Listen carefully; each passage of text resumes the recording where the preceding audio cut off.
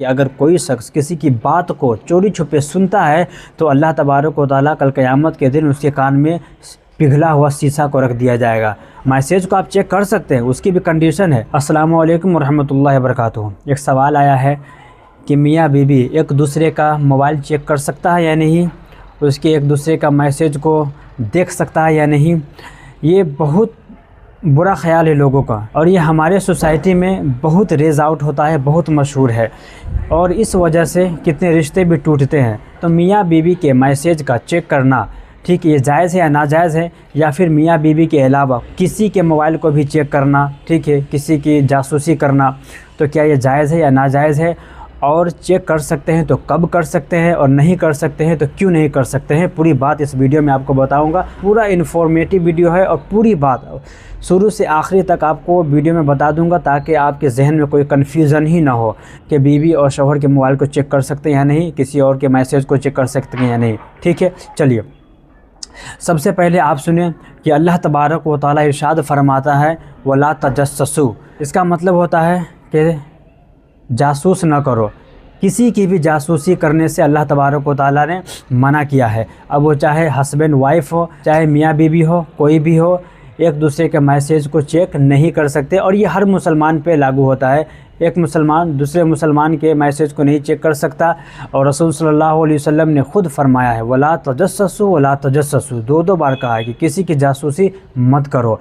लेकिन आपको इस वीडियो में यह भी बताऊंगा कि कब आप अपने बीवी और शौहर के मैसेज और मोबाइल को चेक कर सकते हैं, कब ये जायज़ है और कब नहीं। ठीक है, तो मैंने अल्लाह तबारक व तआला के कौल को बताया जो कुरान में है और रसूलुल्लाह के कौल को भी बताया कि रसूलुल्लाह ने भी मना किया है कि आप किसी की भी जासूसी नहीं कर सकते, किसी के भी मोबाइल को चेक नहीं कर सकते हैं। वो क्या है ना कि ये फितरी तौर पे भी इंसान के अंदर ये होती है ये बात कि शक होना शुरू हो जाता है। इंसान के अंदर शक होना शुरू हो जाता है और वो किसी पे भी शक करने लगते हैं। और ये मामला बीवी और शौहर के दरमियान तो ज़्यादा ही होता है। ठीक है, एक मरतबा की बात है कि एक शख्स अमीरुल मोमिनीन हज़रत उमर रज़ियल्लाहु ताला अन्हु को देखते थे कि वो हर रात सोसाइटी में घूमते और वो जब रात के 12 बजते तो वो जंगल की तरफ चले जाते।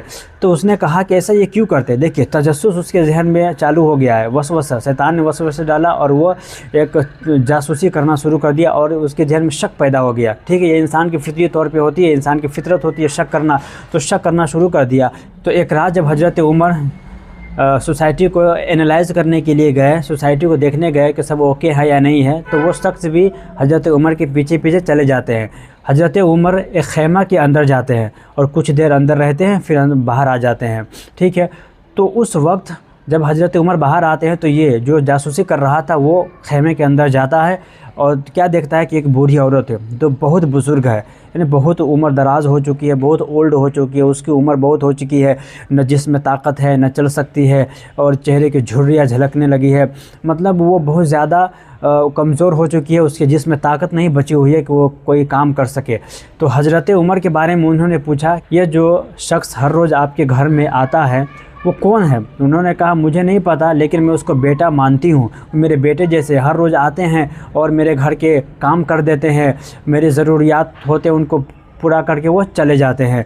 देखिए अल्लाह वाले कभी भी अपने नाम को ज़ाहिर नहीं करते कि मैंने इतना अच्छा काम किया है। हज़रत उमर उनके घर का हर रोज़ आकर के काम करते लेकिन अपना नाम कभी ज़ाहिर नहीं करते। इनसे बात यही चला कि कोई भी काम करो तो अल्लाह की रज़ा के लिए, किसी को खुश करने के लिए नहीं, शो ऑफ़ करने के लिए नहीं, दिखावे के लिए नहीं। खैर, तो जब वो शख्स वापस आता है तो क्या देखता है कि हज़रत उमर रो रो कर रब कदीर के बारगाह में दुआ कर रहे हैं कि ऐ मेरे मौला मुझे जहन्नम की आग से बचा, कि मेरे जिस्म में इतनी ताकत नहीं है कि मैं तेरे जहन्नम की आग को बर्दाश्त कर सकूं। तो अल्लाह तबारक व तआला ने फरमाया ऐ उमर जब तुम इस तरह की बात कर रहे हो तो मुझे लगता है कि दुनिया में कोई भी जन्नती नहीं है, कि तुम इतने नेक और इतने अच्छे काम करने वाले जब इस तरह की बात बोलोगे कि मैं जहन्नमी हूँ तो फिर कोई जन्नती ही नहीं है। तो ये अल्लाह वालों की बात होती है। तो बहरहाल मैं बात ये करना चाहता हूँ कि इंसान के जहन में ये तजस्सुस पैदा हो जाता है। ठीक है, इंसान के जहन में शक पैदा होता है और तजस्सुस करना शुरू कर देता है। तो तजस्सुस इनसे फितरी तौर पर भी होती है, लेकिन अपने आप को कंट्रोल करना ज़रूरी है। चाहे तो आप ही कंट्रोल कर सकते हैं, कोई दूसरा आपको कंट्रोल करके नहीं देगा। ठीक है, और दूसरी जगह और एक और हदीस पाक है, रसूल सल्लल्लाहु अलैहि वसल्लम ने फरमाया, और ये बहुत इंपॉर्टेंट हदीस पाक है, सुनिएगा, कि मुस्तफ़ा जान रहमत सल्लल्लाहु अलैहि वसल्लम इरशाद फरमाते हैं मन इस्तमा अला हदीसी कौमिन वहुम लहू कारिहून सुब्ब उज़नैहुल आनुका यौमल क़यामती। इसका मतलब होता है कि रसूल सल्लल्लाहु अलैहि वसल्लम ने फरमाया कि अगर कोई शख्स किसी की बात को चोरी छुपे सुनता है तो अल्लाह तबारक व तआला कल क़यामत के दिन उसके कान में पिघला हुआ शीशा को रख दिया जाएगा। अल्लाह अकबर।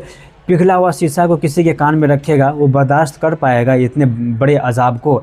अगर आग की छोटी सी चिंगारी अगर लगती है ना हाथ पे तो इंसान दर्द से कांपने लगता है।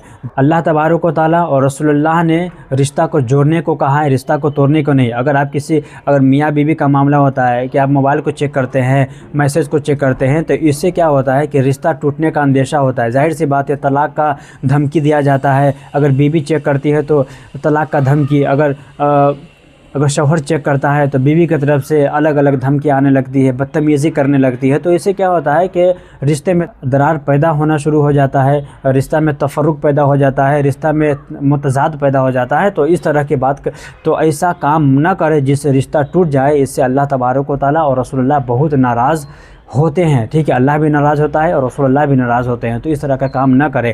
अब आपको बताऊँ किस वक्त आप मैसेज को चेक कर सकते हैं। ठीक है, ये बहुत इंपॉर्टेंट बात है। इसको आप चेक कर सकते हैं, उसकी भी कंडीशन है, और वो कंडीशन ये है कि जब आपको अपने शौहर या बीवी पे बहुत ज़्यादा शक हो, ठीक है, बहुत ज़्यादा लिमिट क्रॉस हो जाए, ठीक है, आपको लगे कि मैं अगर इस बात को छानबीन न करूँगा तो हो सकता है रिश्ता ख़त्म हो जाए, या फिर मेरा शौहर या बीवी बिगड़ जाए, किसी दूसरे के रिलेशन में चला जाए, मुझे छोड़ दे, इस तरह की बातें अगर जहन में हो और बहुत ज़्यादा, ठीक है, बहुत ज़्यादा शक हो, अगर ऊपरे ऊपरे शक हो तो नहीं, ठीक है, अगर 99% आपको शक हो कि ऐसा हो सकता है तो जा कर के आप उनके मैसेज को चेक कर सकते हैं। और वो भी चेक करने से पहले उलमा फरमाते हैं कि पहले आप उसको शॉर्ट आउट करने की कोशिश करें। आप अपने शौहर या बीवी से उसको अच्छी तरीके से माइनर के साथ मोरालिटी को हद में रखते हुए उनसे पूछें, उनसे सवाल करें कि आपने क्या इस तरह की हरकत की है, मुझे शक है, मेरे शक को दूर कर दीजिए, मामला ख़त्म हो जाएगा,